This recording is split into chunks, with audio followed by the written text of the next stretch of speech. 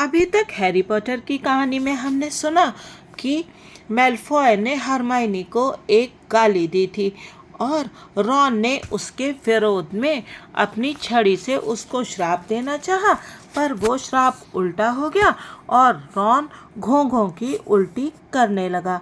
फिर Ron, Hermione और Harry Hagrid के घर जाते हैं जिससे रॉन का इलाज करवा सकें। अब आगे की कहानी सुनते हैं। हैग्रिड के घर पर कद्दू बहुत बड़े बड़े थे और वो तीनों इसका कारण सोच रहे थे। मुझे लगता है शरीर फूलन मंत्र।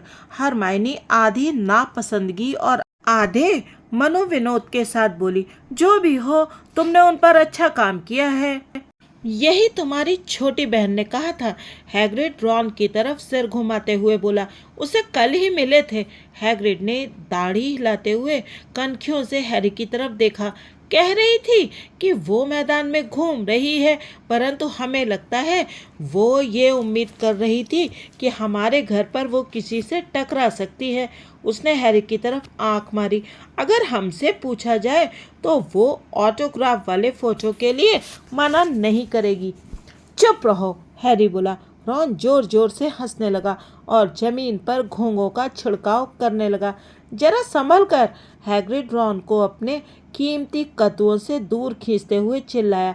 अब लंच का टाइम हो चुका था और चूंकि हैरी ने सुबह से सिर्फ एक ट्रिकल टॉफ़ी ही खाई थी, इसलिए वो खाना खाने के लिए स्कूल लौटना चाहता था। हैग्रिड से विदा लेकर वे महल की तरफ चल दिए। रॉन कभी कभार हिचकियाँ लेता था, परंतु अब सिर्फ इक्का दुक्का बहुत छोटे घोंगे ही बाहर निकल रहे थे। उन्होंने ठंडे प्रवेश हॉल में अभी कदम रखा ही था कि तभी उन्हें एक आवाज़ सुनाई दी। तो तुम लोग आ गए, पॉटर, वीजली। प्रोफेसर मैकगोनागल गंभीर चेहरे के साथ उनकी तरफ आ रही थी। तुम लोग आज शाम को अपनी सजा पूरी करोगे। हमें क्या करना है प्रोफेसर? रॉन ने घबराहट में अपनी उपकाई की इच्छा को दबाते हुए पूछा। तुम मिस्टर फिल्च के साथ ट्रॉफी रूम में चांदी की शील्ड चमकाओगे, प्रोफेसर मैकगोनागल बोली। और कोई जादू नहीं वीजली, कपड़ों से खिसना पड़ेगा। रॉन ने थूक निकला। चौकीदार आर्गस फिल्च से स्कूल का हर विद्यार्थी नफरत करता था। और पॉटर, तुम प्रोफेसर लॉकहार्ट के प्रशंसकों के खतों का जवाब देने में उनकी मदद करोगे, प्रोफेसर मैकगोनागल बोली। अरे नहीं, क्या मैं भी ट्रॉफी रूम में जाकर शील्ड नहीं चमका सकता? हैरी ने हताशा से पूछा। बिल्कुल नहीं, प्रोफेसर मैकगोनागल अपनी भ्रुकुटियां तानते हुए बोली। प्रोफेसर लॉकहार्ट ने खास तौर पर तुम्हारी मांग की है। ठीक 8 बजे तुम दोनों।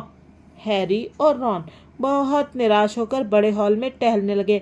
हरमाइनी, अच्छा है तुमने स्कूल के नियम तोड़े थे जैसे भाव अपने चेहरे पर लाकर उनके ठीक पीछे थी।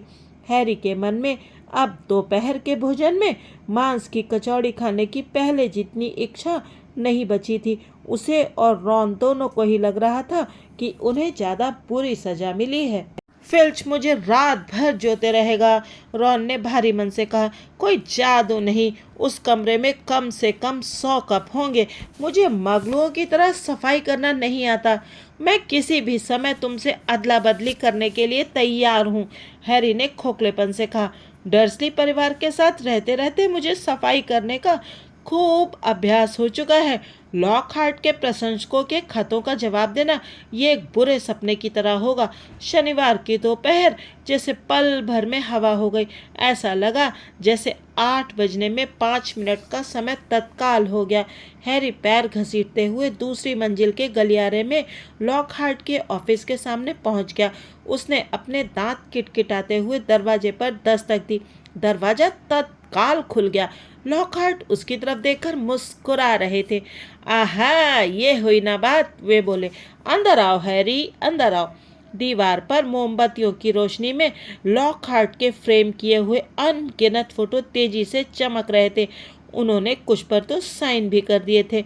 उनकी टेबल पर फोटोग्राफ्स का एक और बड़ा ढेर रखा था। तुम लिफाफों पर पते लिखने का काम करो। लॉकहार्ट ने हैरी से ऐसे अंदाज में कहा जैसे वे उसे कोई बहुत मज़ेदार काम सौंप रहे हों। पहला पत्र ग्लैडिस गज़न को, उसका भला हो, वो मेरी बहुत बड़ी प्रशंसक है। मिनट कछुए की चाल से गुजरते रहे। हैरी ने लॉकहार्ट की आवाज़ को अपने कानों पर पड़ने दिया और कभी कभार ठीक है या हाँ में जवाब देता रहा। कभी कभार वो इस तरह के वाक्य भी सुन लेता था। शोहरत पल भर की होती है हैरी, या ये याद रखना, नाम कमाने के लिए मेहनत करना पड़ता है। मोमबत्तियां धीरे धीरे छोटी होती गईं। उनकी रोशनी लॉकहार्ट के कई हिलते चेहरों पर नाच रही थी, जो असली लॉकहार्ट को देख रहे थे। हैरी ने अपना दुखता हाथ उस पर घुमाया जो उसे 1000वें लिफाफे की तरह लग रहा था, और वेरोनिका स्मैथली का पता लिखने लगा। अब तो मुक्ति का समय करीब होगा, हैरी ने दुखी मन से सोचा। काश मुक्ति का समय करीब ही हो। और फिर उसने कुछ सुना, कुछ ऐसा जो बुझती मोमबत्तियों की टिमटिमाहट और लॉकहार्ट की अपने प्रशंसकों के बारे में बकवास से बहुत अलग था। ये रीढ़ की हड्डी तक कप कपाने वाली आवाज़ थी, ऐसी आवाज़ जिसे सुनकर इंसान सांस लेना भी भूल जाए, ऐसी आवाज़ जिसमें बर्फ की तरह ठंडा जहर भरा था। आओ मेरे पास आओ, मैं तुम्हारे टुकड़े टुकड़े कर दूंगा, मैं तुम्हें काट डालूंगा, मैं तुम्हें मार डालूंगा। हैरी जोर से उछल पड़ा और वेरोनिका स्मैथली की सड़क के पते वाली जगह पर एक बड़ा बैगनी धब्बा उभर आया। क्या? वो जोर से बोला। मैं जानता हूँ, लॉकहार्ट बोले, पूरे 6 महीने तक बेस्ट सेलर लिस्ट में सबसे ऊपर रही, सारे रिकॉर्ड तोड़ डाले। नहीं, हैरी ने उत्तेजित होकर कहा। वो आवाज़, कौन सी आवाज़? लॉकहार्ट हैरान होकर बोला। कौन सी आवाज़?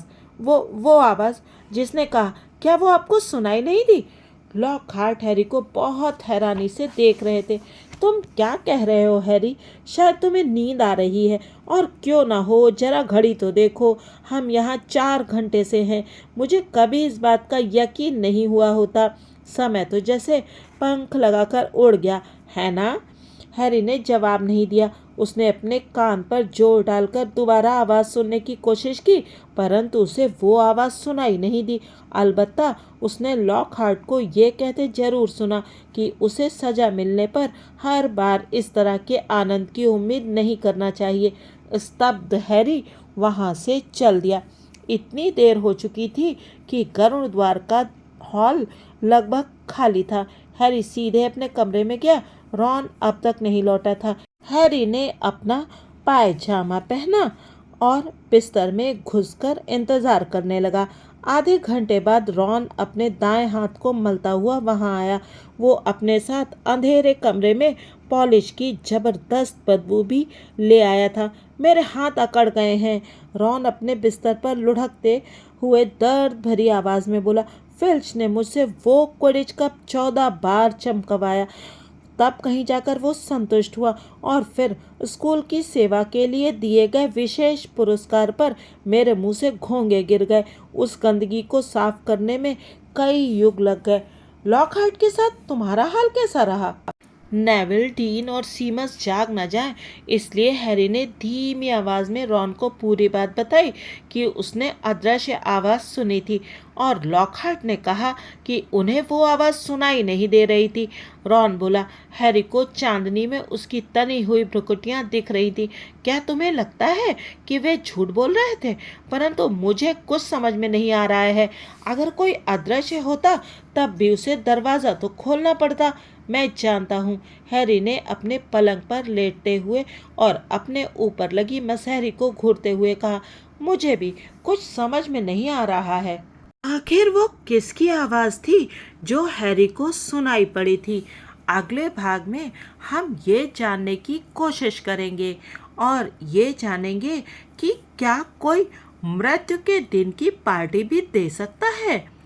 तो आप बने रहिएगा यूट्यूबर मौसी की कहानियों के साथ और सुनते रहिएगा हैरी पॉटर की ये मज़ेदार कहानी हिंदी में। और हाँ, चैनल को सब्सक्राइब करना बिल्कुल मत भूलिएगा। आप लोग कहानियाँ तो सुनते हैं लेकिन चैनल को सब्सक्राइब नहीं करते और ना ही वीडियो को लाइक करते हैं। आप सबसे रिक्वेस्ट है कि कृपया चैनल को सब्सक्राइब करके आप बेल आइकन को प्रेस करिए और वीडियो को लाइक भी कीजिए। Thank you.